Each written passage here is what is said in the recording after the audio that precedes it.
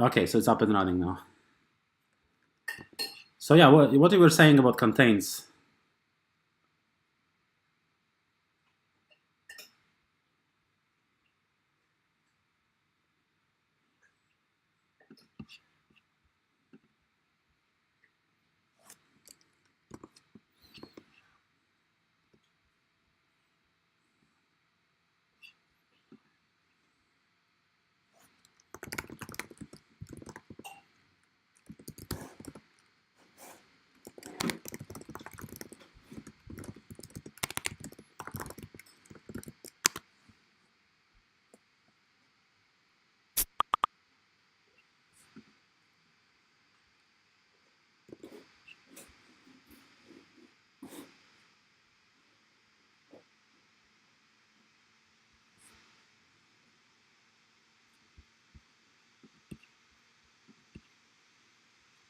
Right. Yeah, I'll give a little bit of background on so what it contains many. It is a feature of ATK 4.3. So it was used there extensively, but in ATK data we didn't implement it. And the idea, the reason why we didn't implement is because ATK data allows you to have NoSQL persistences, so you can store data in array, for example. So in a way, using contains many is as simple if you define a model with a different persistence. Yeah, so to give example, like I'm doing has one, right, and then I use field like user as a second user ID, but as a second parameter I'm saying new user, right? That's what we usually do, and because the persistence here is not defined, it will be the same as the persistence of the order. But if you use something else in here, like array persistence, then the values, so the list of users will be loaded from that specific array persistence, and it could be that order. You could have maybe a fields with users with serialization like that, and then in here you could like maybe use a persistence, maybe what do we call it? Field, and you use some of the order users.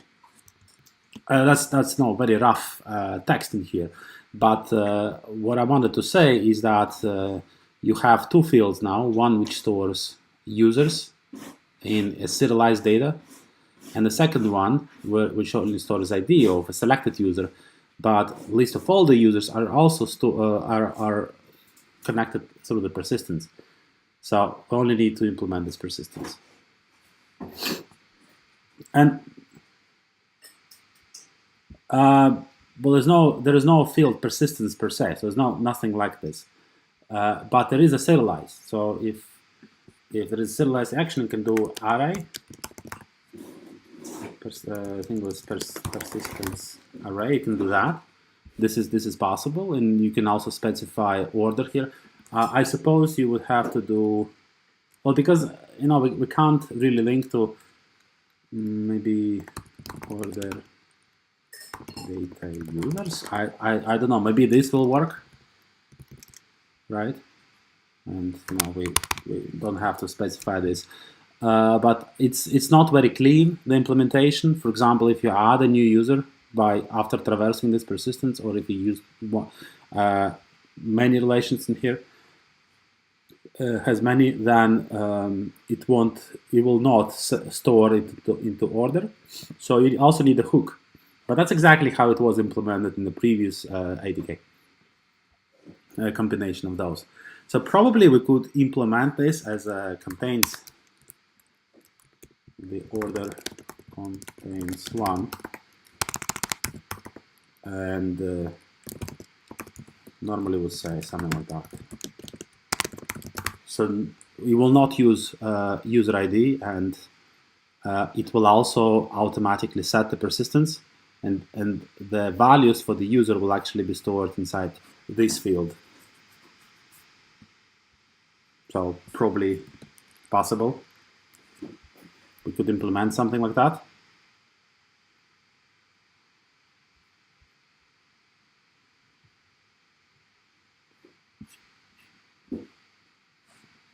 This is actually a bad example. You probably would like order. You'll have maybe tags in here or labels. It's a labels. Yeah, that would make more sense. And this is not actually many-to-many. This is a containment, so it's actually different, right? So the labels are not stored anywhere else. It's only stored in the order. So if you have label model which contains 3 fields, then all 3 fields will be stored in here. Maybe.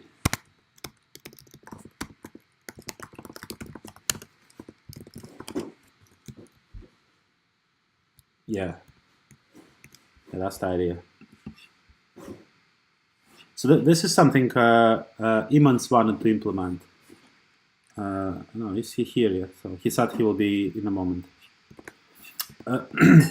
Anyway, just wanted to explain to you about the contains one for those who haven't used it yet. In my project, let's see if PHP still works. I'm also using this. I can give an example where I'm using a similar method. So we'll load up. And if you remember SAST, you can have different UI elements added to your page, and all the elements that are inserted into your page, they have like a unified configuration panel. But for every different element, it's the values are different. For example, if you put button on the page, you will have a button label and button icon. But if you put a table, then you have a table model and other field, other things in there. And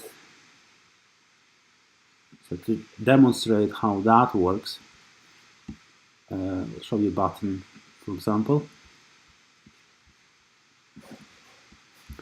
So in button, we define the model. In here, label, icon, URL, size, color, and another icon. And then the UI can just use the form, and it stores all the values with the regular save. Nothing else needs to be done. But all of these fields will actually be saved as a JSON inside another model. And the way how this is done is hidden in here. So I'll have to show you the parent builder. So it creates a model for the static persistence. You see there adds hook in here. The hook will update field config like this. So it's not very complex implementation, and it returns this new model with a static persistence, which is initialized from a field config of a different model.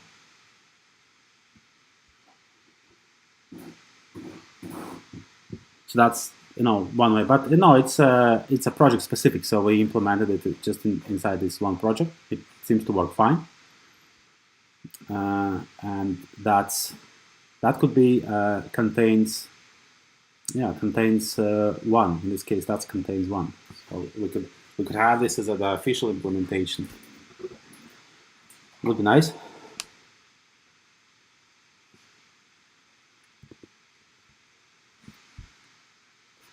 The other thing I was exploring at the same time was JSON persistence. Yeah, so I started here, I haven't finished, and the idea of JSON persistent is unlike array. So with an array, you usually have it stored separately each model data, but with a JSON, you could have so that's array, right? No, hold on. Yeah, so the thing with JSON, or the JSON persistence is when you traverse into a related entity, instead of creating it as a separate table, as a separate like array inside. I'll try to write it in the code. So okay, array equals, and then you have users, and then you have user with ID 1, user with ID 2, so on. And then if you also store, let's say, orders, it is stored as in a similar way. So normally, that's how it currently works, right? But okay. And my idea with the JSON persistence was that it would store like this. So you still have, for example, well, it probably don't need users in this case, but you have one first user have some data and like name, John, and I have order, and there is an array of orders in here, which can be expanded as well, and you get like order 1 and order 2. So in a way, each user has its own array for storing orders, and it's not like this. A slightly different way of storing. A what?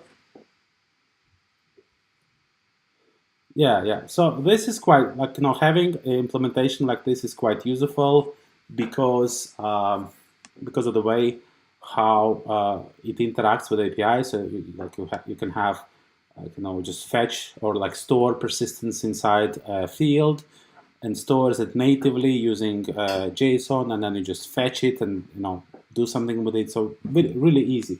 But also, if you have JSON persistence, you can map it into models very easily and interact it through the models if you want to. But it's optional. Like with the way how arrays are right now, it's a bit difficult to maintain. It's still fine, but yeah, you see the difference between those two.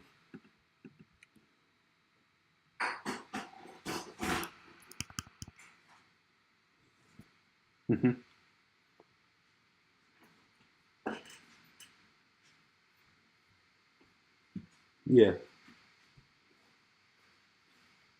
Yeah. So, for example, in MySQL,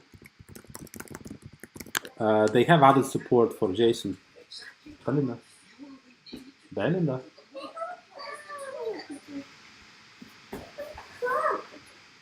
Okay, so you can store JSON natively in MySQL, but there are different databases which benefit much more if you actually store the JSON, multi-level JSON, because you will be able to search for order, or like for a client with specific order details. And it's not possible. I don't think it is possible in MySQL, but probably they will work on that. They will implement it at some point.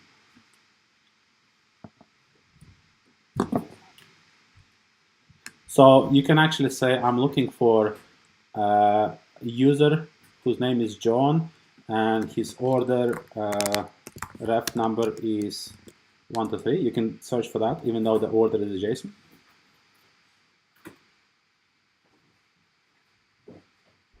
Ah, that's really nice. That's nice.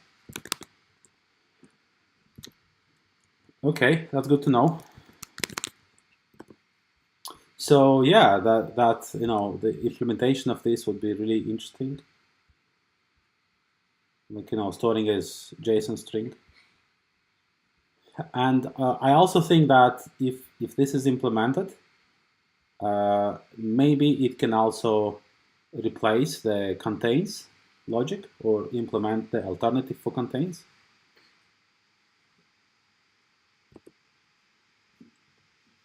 Right? Because with contains, there are two distinctive cases.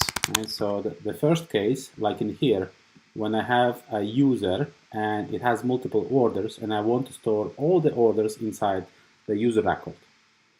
The other case is, for example, with labels. Yeah, let's use this example. So user can have labels, and I want to say labels here, and then an array, and I go like 1, 2, 3. But these are the IDs of the labels, and the labels itself are stored in a different table. Let's say here. So this is more like the classical many-to-many relationship. Explain what the label 1 means and what the label 2 means. They don't necessarily have to be IDs. It could be also like green, blue, or something, and then stored here with a like this. So this is what I think is a many-to-many relationship. So like a binding between, without the intermediate table. Right? Normally, you would store like in SQL, classical SQL, we would store in a table called user labels, but in this case, you can just store them in one field.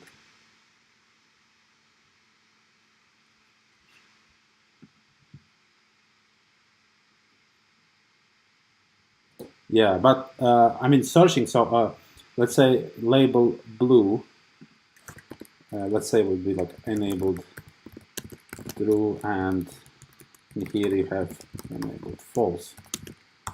So if I want to have a query saying I want to see all the users which have at least one label with enable true, this is not so easy anymore, right? Because you need to traverse. But in most cases, it's you don't have use case like that. So you will never want to create condition on one of these labels if they're stored elsewhere. So that's like many-to-many without the intermediate table.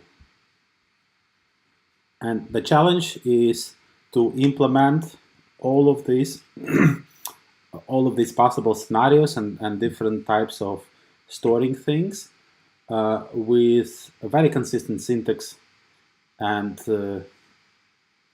as clean as possible, so that all of those cases are possible, but you don't have a lot of different methods into model. So we can make use of serialize, right? So that's a good method. If you're saying that serialize, you could have one new user like this, but also add serialization in here, which would mean that perhaps that the other that has many users. I'm messing up a little bit. Users, no persistence. So something like that.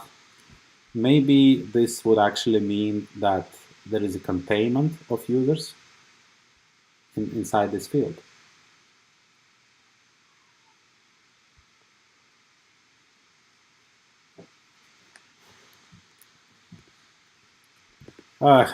Hey, man.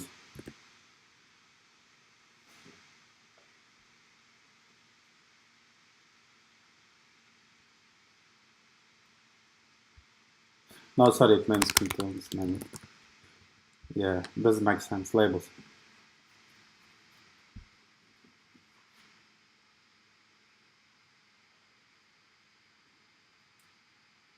It makes sense, and in old ATK, they were all very useful, and I remember I used them in many projects because, in a way, if you need to store some data and you don't want to traverse into a separate table every time, you just use contains many. It was working great.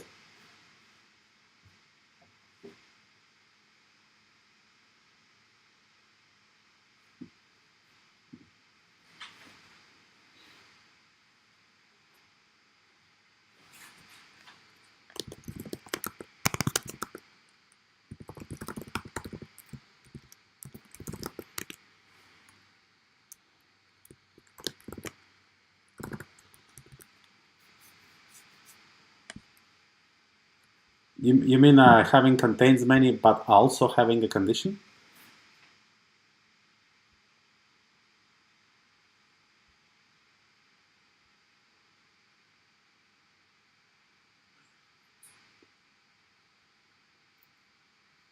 But if it contains one, it's just one. That's it, one record. You can't have multiple.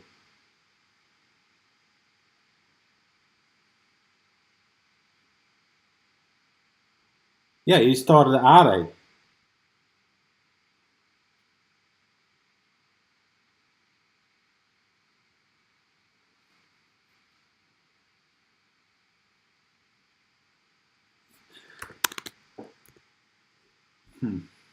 Yeah.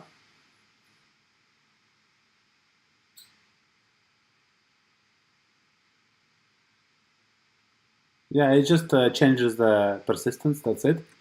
So I was showing this example here, where based on the model which is called V model, we load the contents from the field called config. It becomes the data of the new model, and yeah, in this case it is generic and then it's populated by the parent class. But if we use it with contains many, we can just use the model of our choice and simply assign a static persistence like this, and then also add a hook, and that's it. The implementation is done. So we have contains one already, and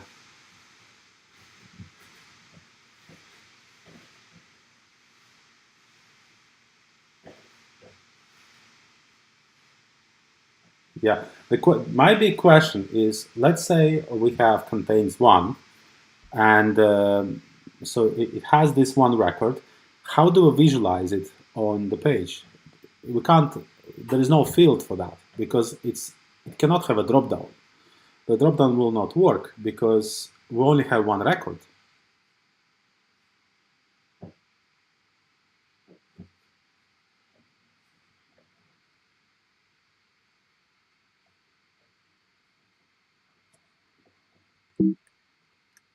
Exactly. But at the same time, it could be maybe a section on the model. You know how to set model for the form. So technically, you could add. What did you say, Gora? Okay. Yeah, I was saying that if you have contains one, there is no way you can display it in a single field. So the dropdown will not work. And the only way how it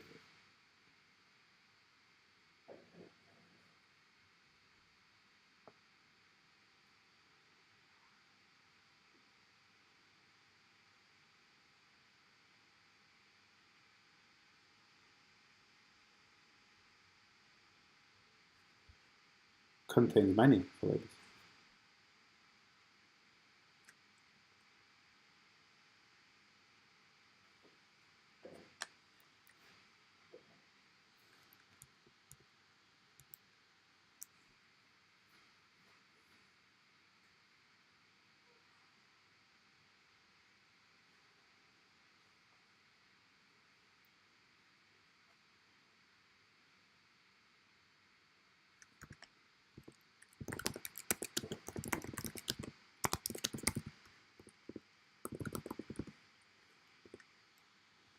So you're saying order contains one label, and then what?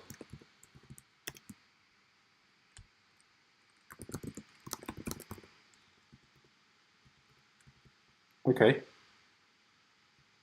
okay, fine.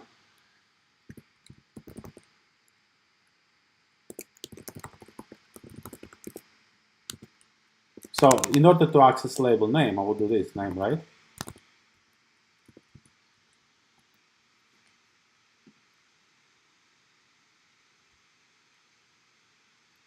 Uh, like this.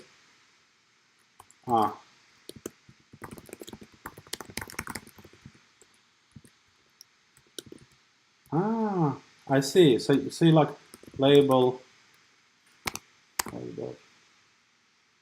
Yeah, Yeah. Name. I see what you mean.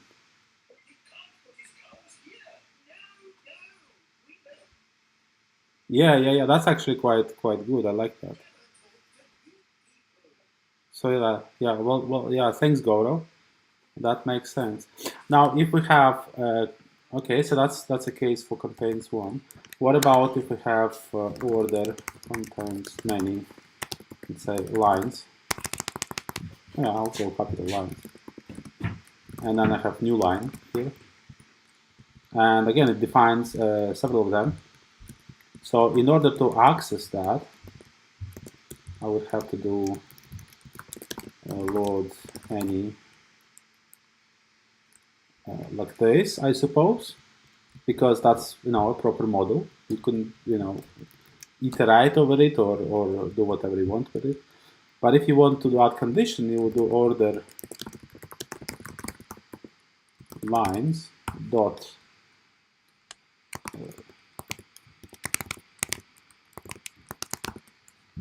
uh, like this, or like XPath.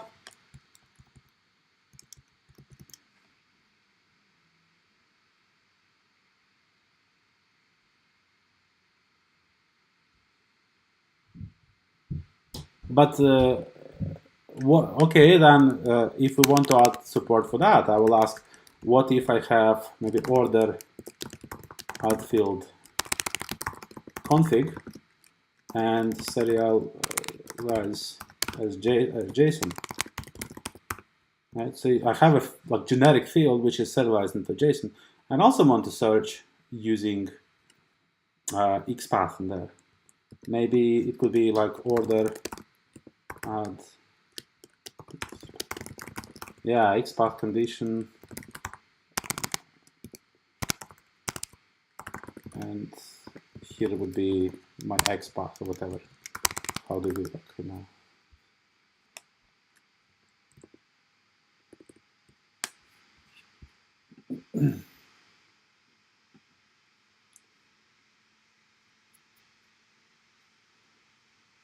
And guys, correct me if I'm wrong, but I think Postgres and Oracle also have something like this.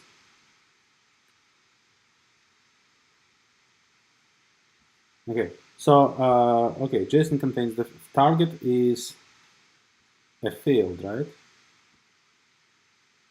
Yeah, so the target would be the field, and then that's a search term, and that's a path.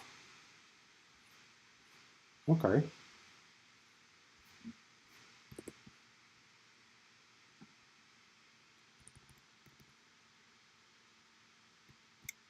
Okay. But okay, so we'll have to start with DSQL first.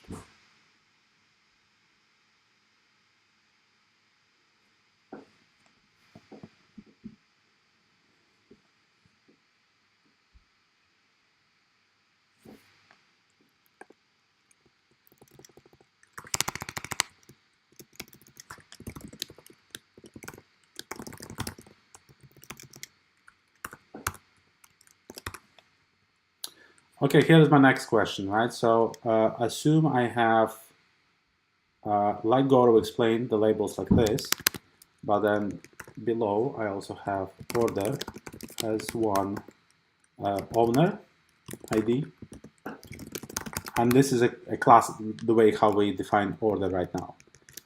And I want to say add condition owner ID John.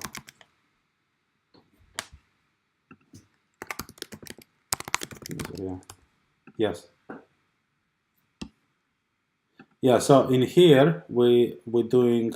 So we could do it now. Yeah. So we can do the expression for the name like a reference, and without joining with the user, we can add this condition. But whether it's a field inside JSON or not, this is now an implementation detail of ATK data.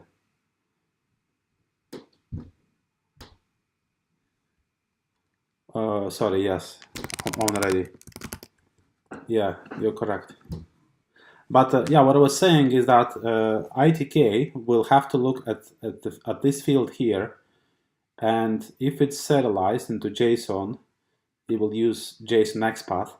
But if it's defined as a reference, then it will have to do this condition correctly by selecting the name or doing a subselect.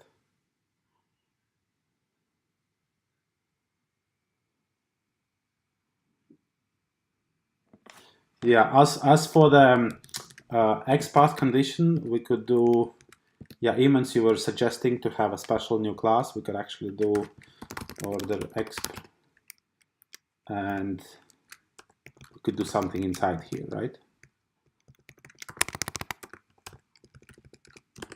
So we could, well, yeah, so instead of writing like JSON contains,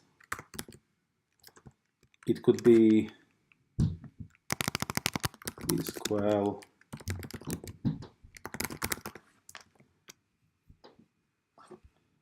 and then we pass parameters, because DSQL could offer the compatibility between different SQL vendors as far as JSON is concerned. Similarly, how we're doing concats, right? We do concat in a similar way.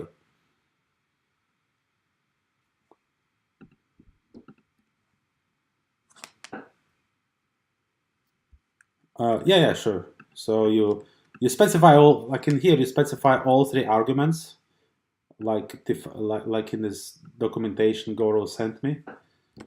But this time it's not Agile Data who does it, but it's DSQL.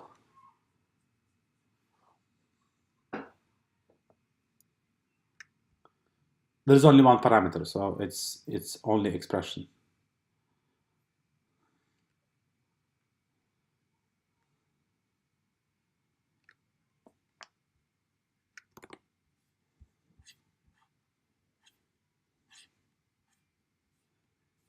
Okay.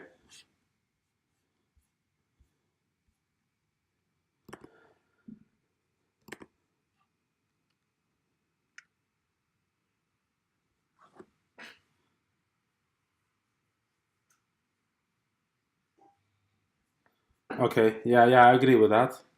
So I think if we have a support for that, it's going to be really good value for us as well.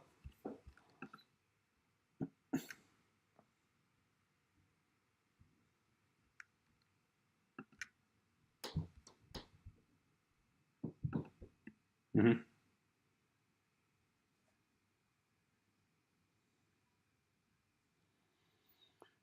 Either a join or subselect.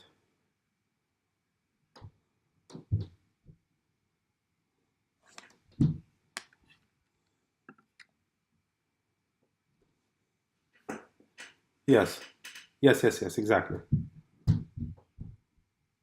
Yes, yeah,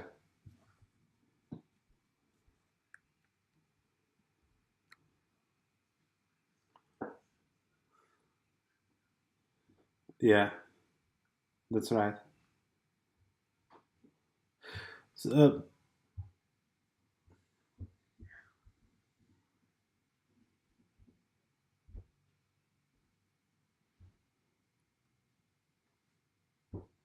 and yeah, the great thing about that is also if there is a condition on the user model, for example, user might not.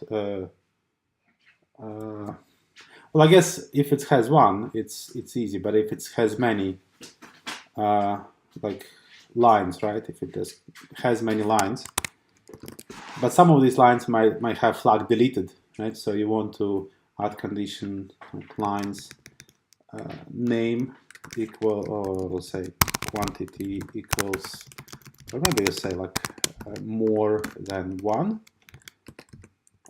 But this will imply that line deleted equals false, which would be a condition of here. Like,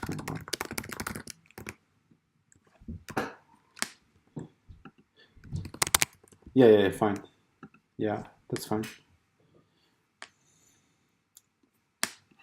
Okay.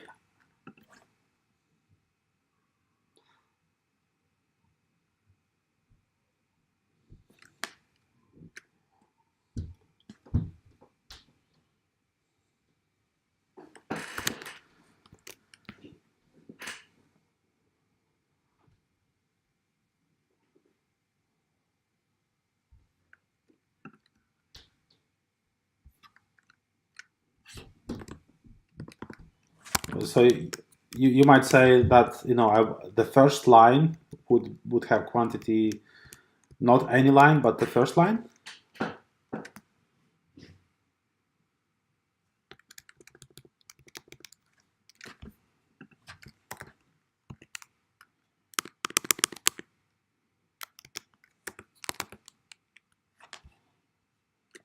Uh-huh. Is this a standard XPath?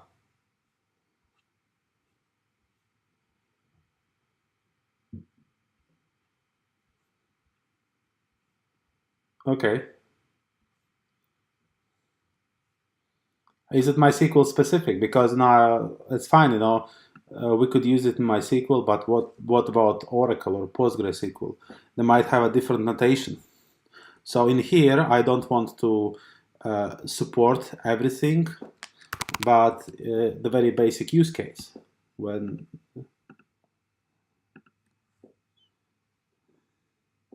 So it will be.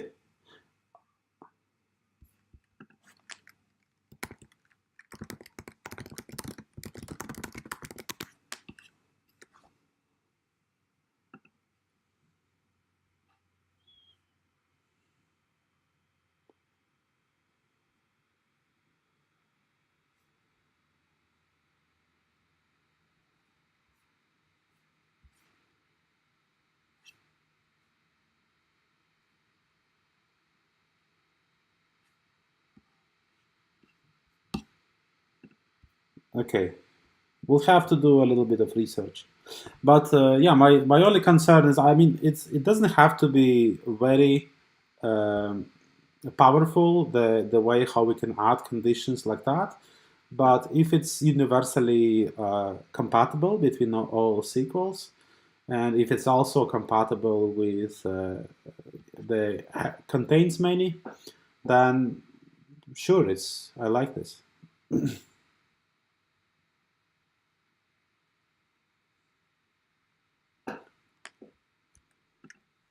Also, I wanted to show you another syntax and wanted to ask what you guys think. So let's say we have order has many, contains many lines, new line, yeah. So we have this, and then I have order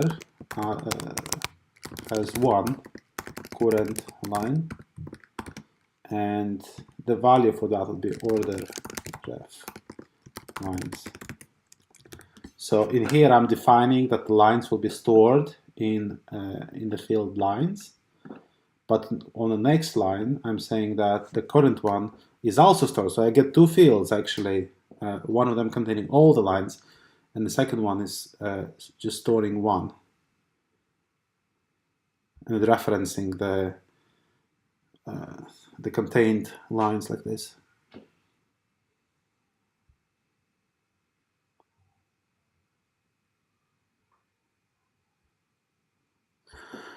Well, yeah, like we had one. We're storing interfaces, so you have like multiple interfaces. You can define which interface is the admin interface. There probably would be some other use cases, but the idea here is that even though it contains many, it still works, as a regular relation inside Agile data. So this is not a new syntax. It should just work out of the box. So if you correctly implement contains many, this will also work.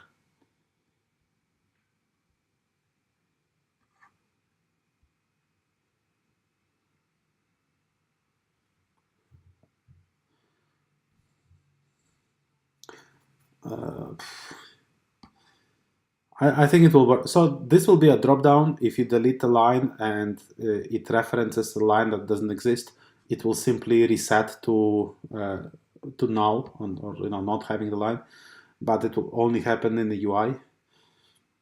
I don't think it's should be much of a concern.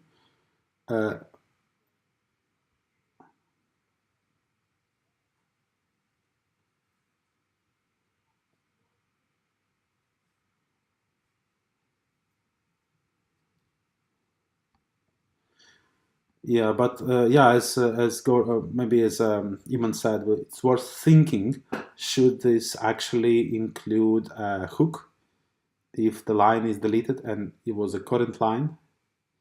Then we're not going to save it. Okay.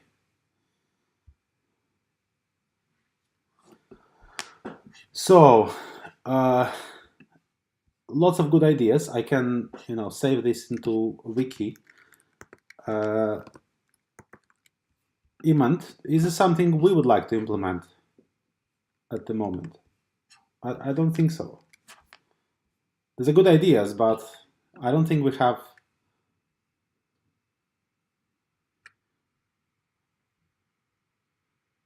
But do we need it in any projects? So can we justify the time for actually implementing? Maybe I can write a draft, like create a more detailed document how it should be implemented, but then leave it.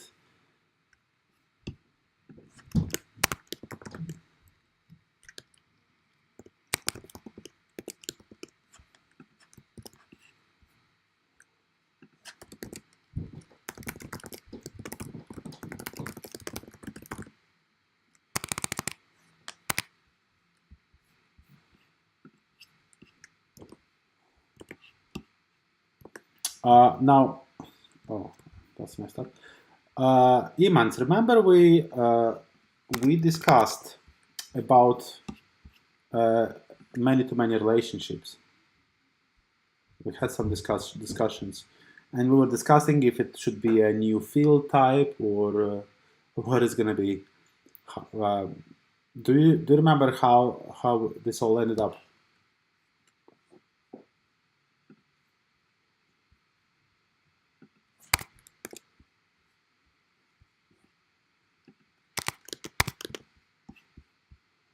No conclusion.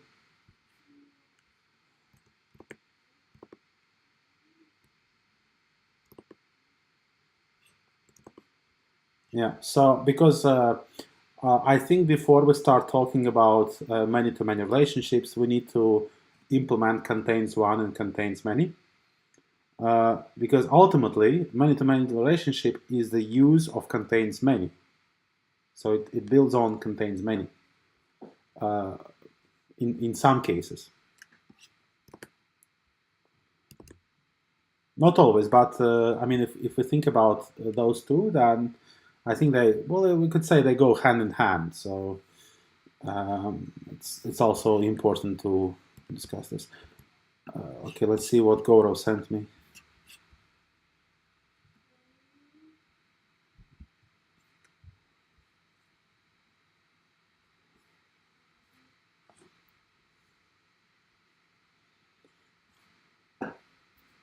So Goro, what is this?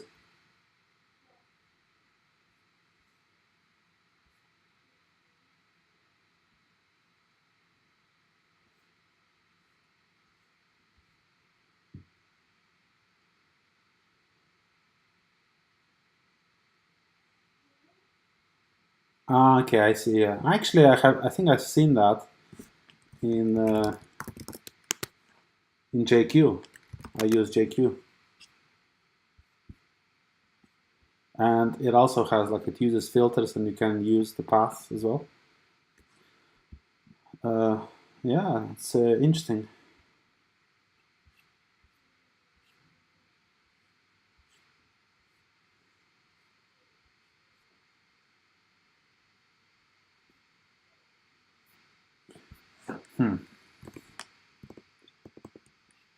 Okay.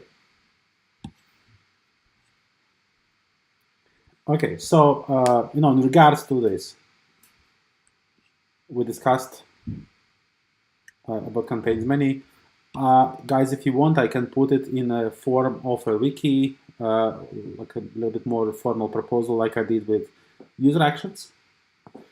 And then that means now if someone wants to implement it later on, he can just follow a wiki, and it will be something like we more or less agreed on. So it's not some random anymore. Is it all right? Do you want me to do that?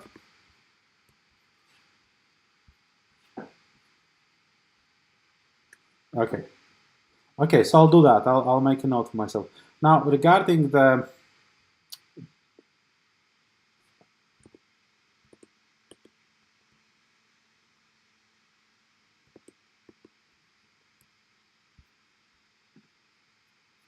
okay, yeah. Well, let's treat it separately, and yeah, it's just my mind right now is full with what we have discussed about this. Maybe we can come back to contains many on the next meeting again. Sorry, not contains many, but many-to-many relationships. Cool. Okay, cool. So just doing one thing at a time. Now regarding actions, I don't know. Did you all read the document, the wiki here? Partly. Okay.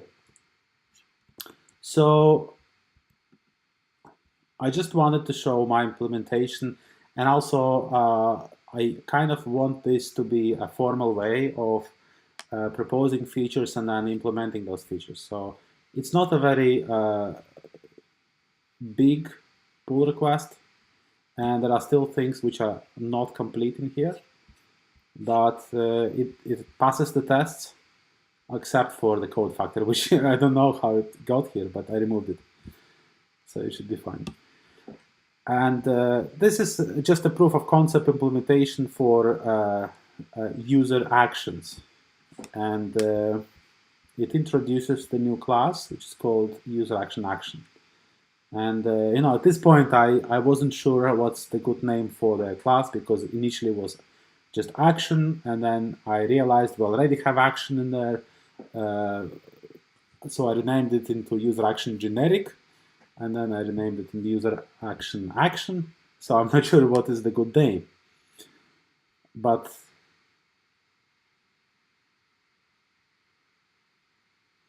okay, I'll rename it into user action. Let me just add a note here. Yeah, so all of you can review this and give some more ideas.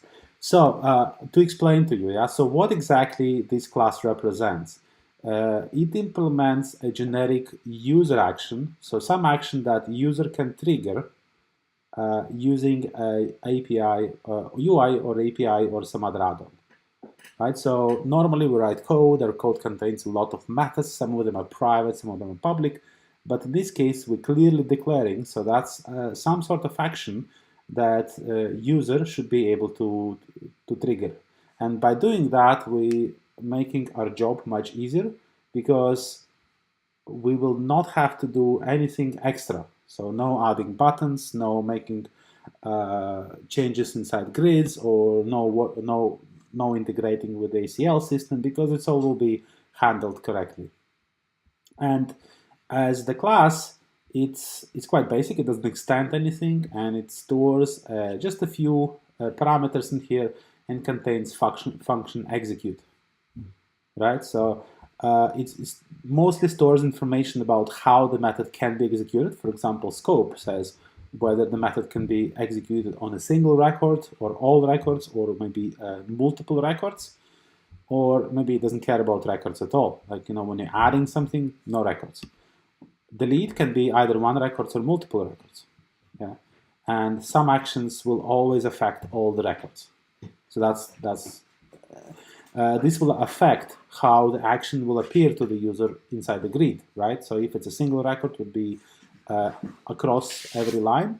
If it's multiple records, maybe it will appear when you select multiple records with a checkbox. So there are possible different implementation, which is entirely up to the UI layer. But action can specify how it wants to be executed. That's the actual body of the callback. We can set captions. Caption by default is like with the field. The name of the field will be set into caption, but it can also be localized as well. And that's what will appear on the buttons. You can also pass some additional parameters to the UI layer, such as if you want to have an icon or have a specific color of the button. Again, this is very similar to how the field has the UI option, so pretty much the same. Enabled allow you to disable the action. For example, if the user cannot be deleted, you just disable the delete action. But so what Emans was asking me yesterday, you can, when you configuring your CRUD, you could say whether it should show you disabled actions or should it just hide them, right? So if it's like by default, it can show a disable button, which you cannot click, but maybe there would be an option which says do not show any disabled actions at all. And in this case, the button will simply not be there. System action is just like system fields. It is there, technically can be specified, and user can click on that, but by default, it's not showing. And finally, this argument, so it's empty, but it is designed to express what type of arguments should be passed into this execute method. And the way how I want this to be defined is very similar to how we define fields inside the form. Right? So technically, you can just do a form, iterate over arguments, and add all of them inside the form as fields. User fills out the fields, and they get passed as the parameters into the execute. And this final argument means that while the action is being executed, we should start a transaction and finish transaction after execution finished. This is a quite common thing to do for me anyway. So in many functions, I'm performing multiple things, and I'm always wrapping into atomic, the callback, like start and finish transactions. But sometimes I forget, and usually it has bad consequences. That's why I think it should be true by default. Basic test showing you how things can be implemented. So I have a client model in here, which doesn't have any information about stuff like reminders, and I'm saying add action, send reminder, and I'm also using a trait for reminder. So the reminder actually implements this, and this registers that action. Implementation is quite easy, just return something. And the test action, so I'm setting up with a single record in here, and then, so that's how UI would do it. So it initializes the client, and then says, okay, show me all the actions that the client has, and I'm getting array in here. And then I would iterate through the array and show the buttons on the UI. And if user interacts with the button, I could check whether it's allowed to be a single record, and we'll check if the arguments are empty, and if that is fine, I will load the record as requested and execute the actions without any arguments, and that should work fine because the way how it describes, and I should get the output like this. So I think if we have this, it's not a very deep implementation. So if you look at the code inside the model, it only has add action and get actions. That's the only thing we add, and the action class you've seen. So it's quite simple. If we implement that and then start supporting it inside ATK UI as well as all the add-ons, I think it's just another way how we can standardize user actions as well as in applications.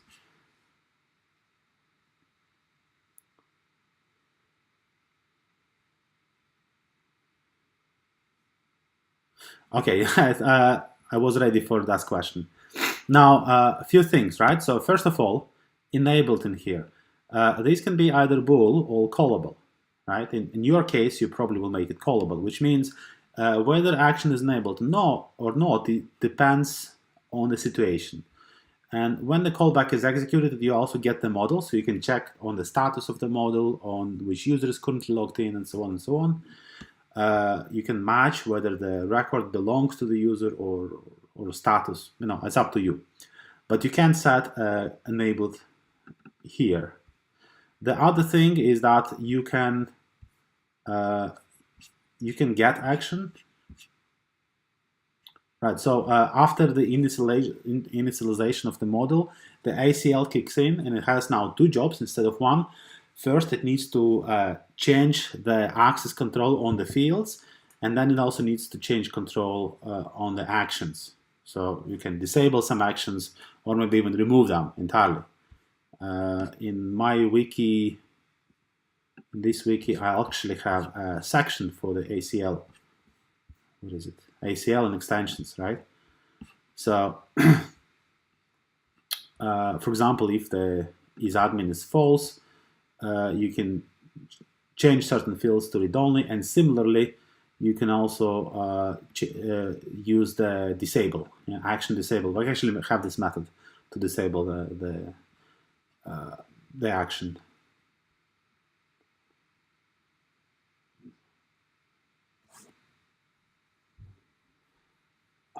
Well, we have hooks, right? So that's slightly different. So we have actions, which are user actions, and we have hooks. And the ACL would hook, right? So it's when the model finished initializing, which means you associate it with the persistence, the init gets called, and then there is a special hook for that. So at that point, you can go and override any field and override any actions.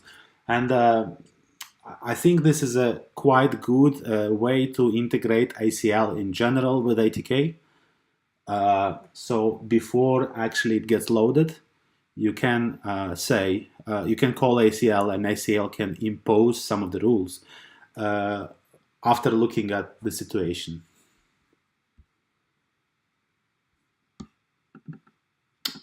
In here, yeah, so that's something I haven't implemented. So maybe a property here which wouldn't be used by default, but you could pass a custom executor UI, right? So when you want to execute the action, instead of showing a default form for the fields, you can have some custom UI which will be shown to the user before the execution actually takes place.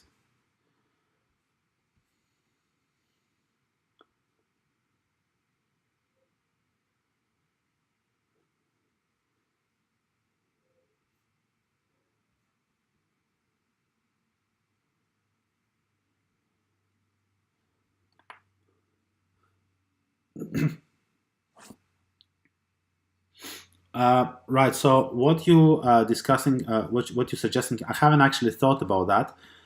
If you look at the beginning of this document, right? So it explains actual use case. So you have an invoice and you're sending an PDF, right?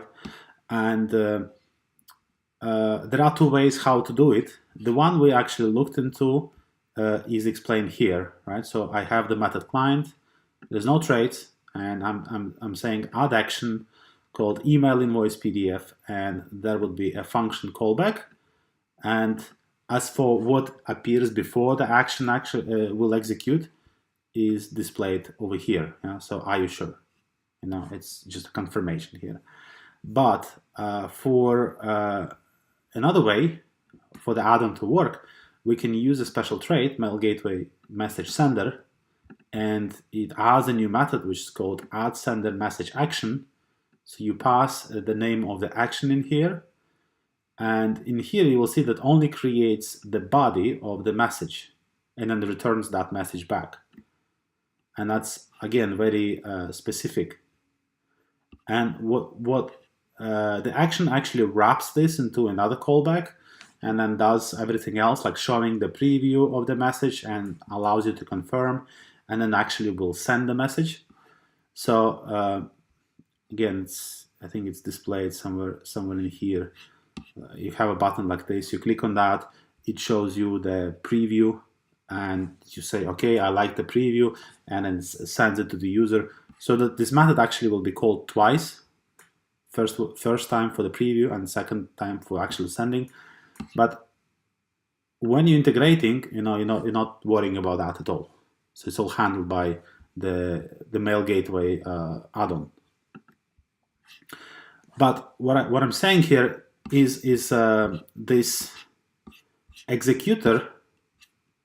Where is it? Okay, executor here in the first case would have to be custom, because executor have to provide the preview and a confirmation, interactive confirmation. And in your case with a page, so when you want to show the page instead of just calling a method without a UI, I think it's the case of a custom executor. It could be the same for all the models in your case, but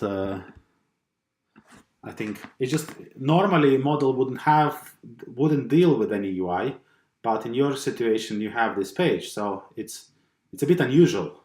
But if you want something like that, I suppose it's possible. You just have to wrap it.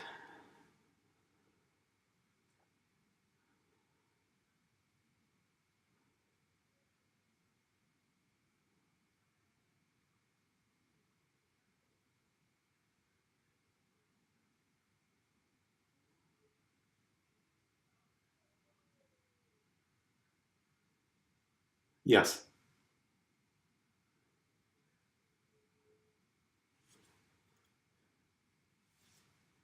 Yes. Yes.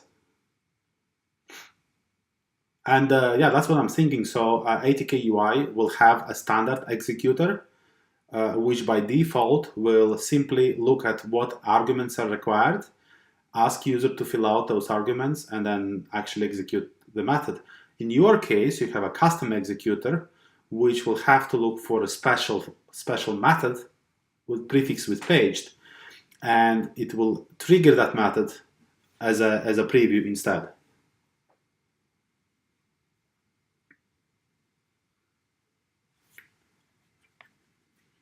Right.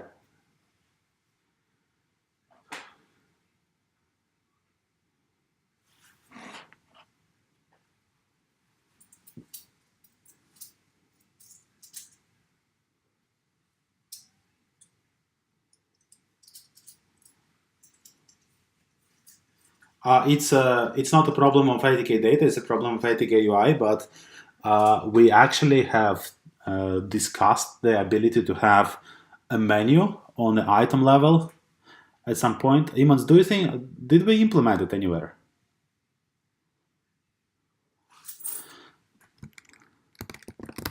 I think it was, there was something like item lists, and you could use the menus in there. I mean, it's our custom view.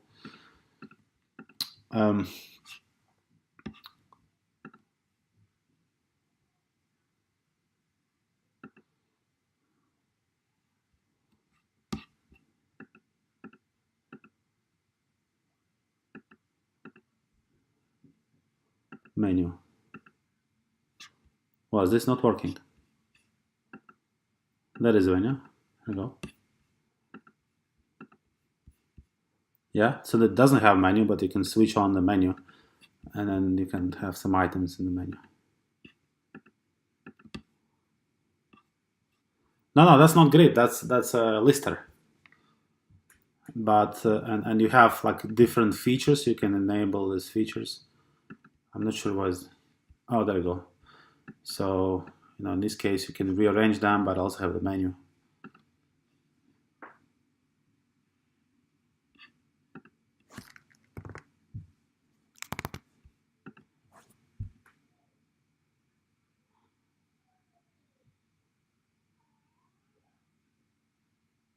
Yeah, that's how grid works, right? And if you want it differently, you have two options. Either you create a use alternative and use the lister, for example. That's what we're using. Or you could your other option is to use the what do you call it? Like a column formatter. Yeah, so you can have a column formatter which shows you all the actions in the dropdown. That's another option.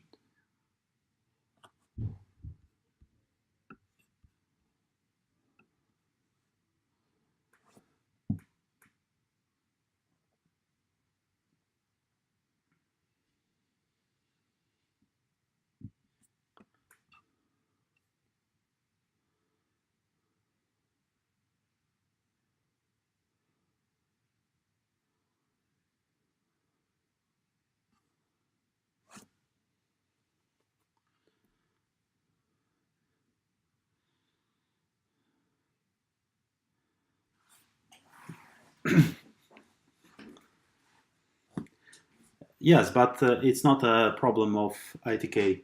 Like if we come back to the code, I would say that in this case we'll have grid, say like page add grid, right? And then, oh sorry, CRUD. And then I would say set model, let's say client, MDB, and then I'm specifying which columns I want to use, like some name and surname, and then I'm specifying which actions I want to have here, which by default would be add, delete, and edit. But I could do, for example, delete and send email PDF. I could do that, right?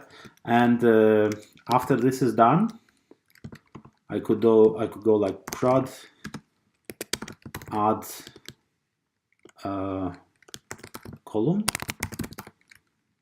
No, new the actions, and here I would like edit, archive, blah, whatever. But these actions will now appear in a drop-down as a column of a CRUD. So this is default, and that's extension.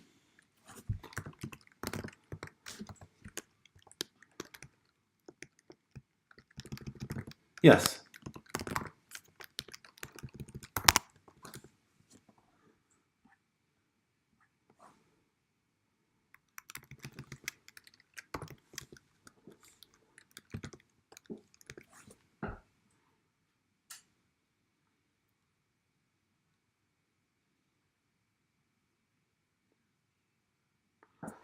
Yeah, so you define which actions potentially could be there. So edit, archive, and blah would be there. And by default, they will be disabled if the action cannot be invoked. But if you want, there might be a parameter, for example, when I'm running CRUD, like hide this true. And then the reason why I want them by default to appear as disabled is because that would avoid confusions with the new users, right? And they might accidentally disable the actions and it's not appearing, and they're not sure why is it not appearing. But if they see the button there but disabled, they will understand what's going on. And then you just switch this on and hide them. But again, it's a UI issue, so we shouldn't solve the UI issues in ATK data.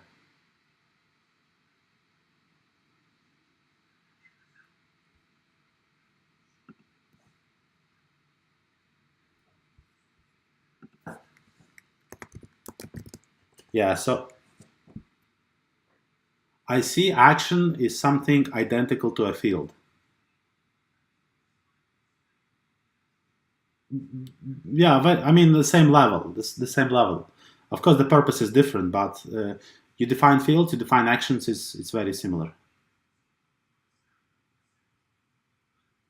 Yeah. And like for the fields, we have decorators, and for actions, we have executors.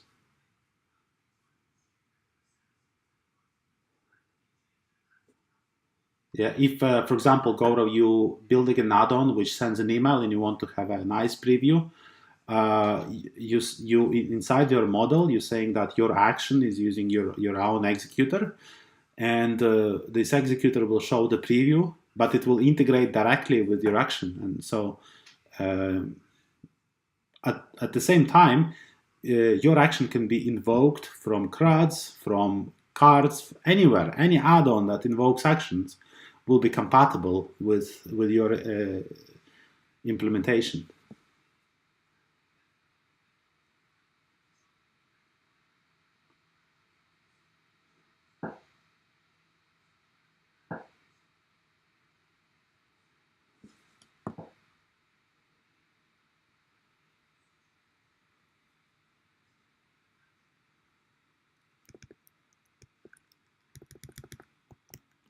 Yes. Okay.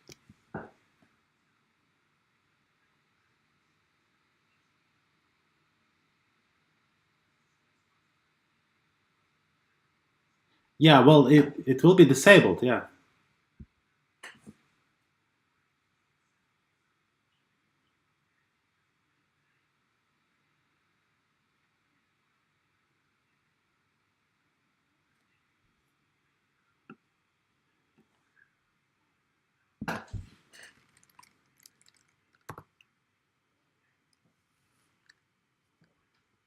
Yeah,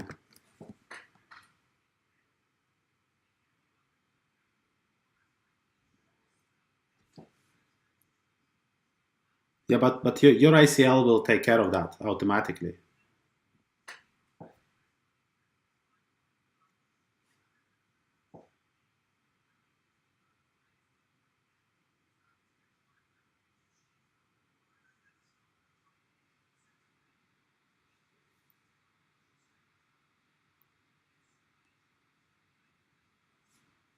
Hmm. Yeah. Okay. So I will add this to the wiki draft. Also wanted you to show the integration with SAST. So as you know, in SAST we want to make some of the application code user friendly, and because there are actions, we now can allow our users to build buttons and associate the buttons with those actions quite universally. That means for third-party developers, it's really easy to define these actions, and anything can take advantage of that, either a standard UI or the UI builder. So.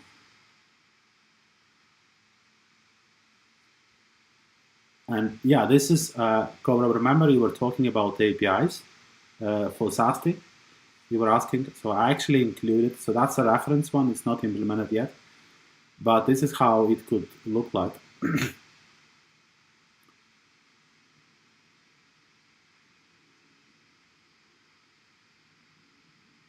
So you have a SDK, right? So in Europe, you have, let's say you have a PHP application. You're using a special library from SAST, and after you authenticate, it gives you this variable, and it represents the SAST application. And you're saying that you want to traverse into models and load a model with the name of user. And you know the syntax is very friendly. Uh, so yeah, and here you're doing two things, right? You're saying, I want to add a new trait called login user out trait, and then you want to add a new action, which is a change password. And you place this inside the installer of your add-on, and when your add-on is installed, it modifies user application in the following way, and then user can place, so now he has a new action, change password, which he can use anywhere inside the UI builder.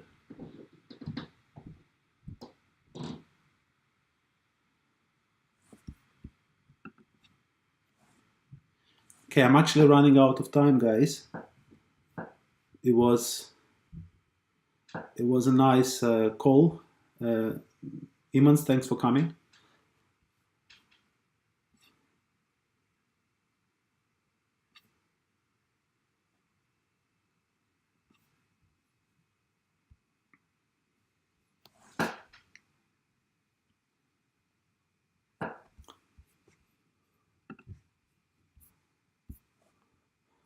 Yeah, for now, if you could give me the feedback on this pull request, looking through this, yeah, I have a couple of things to finish, like enable, disable, or add support for the callback, and some examples for ACLs. And after that's done, I'm looking to merge it, make a new major data release, which will be like now 1.5 or 1.6. And then the UI can start relying on that, and we can start working on modifications in the UI to actually support actions. And obviously we can also modify ATK API as well to support actions.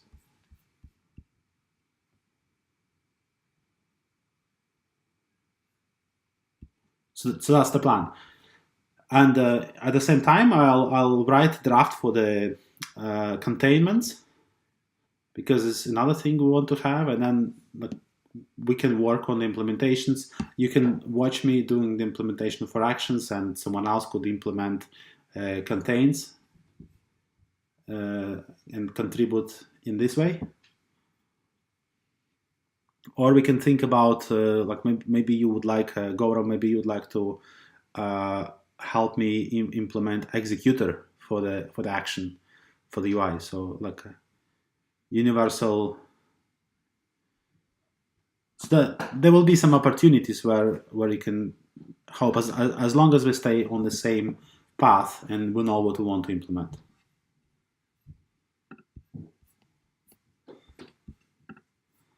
Okay. Well, thanks everyone again.